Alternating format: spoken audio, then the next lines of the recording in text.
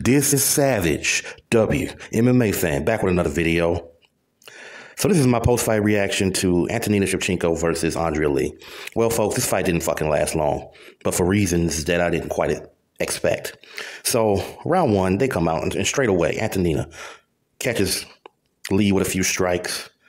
But Lee was resilient. She was not a terrible striker in this match at all. So eventually they end up in a clinch early on. Antonina threw some nice knees, but eventually they break away and go back to the center of the cage. The fight is even for a little while.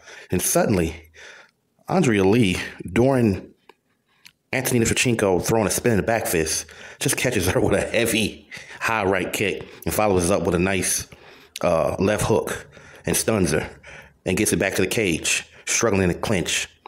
And then eventually, Lee is able to get her down. Full mount control. And it got bad for a minute for Antonina, taking some heavy ground and pound, and the round ends.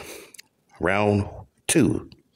Fight. But anyway, so they come out, and immediately, Andrea Lee throws her own spinning back fist. I think it was a spinning back fist or a spinning elbow, and goddamn, was able to just judo throw Antonina down on the ground. Antonina struggles up and ends up on the ground again, man. And Andrea Lee ends up in side control, and she was able to actually get a crucifix just for a second. Stayed in side control and turned that shit into a motherfucking triangle choke. My goodness, goddamn. And it just got ugly from here, y'all. Antonina was struggling, doing everything she can. Couldn't quite get out of it. Still struggling. Still struggling. And then the head gets pulled down by Andrea Lee wisely to try to make the choke even tougher. And then eventually, after Antonina struggles some more, Andrea Lee goes for a damn omoplata and doesn't quite get it.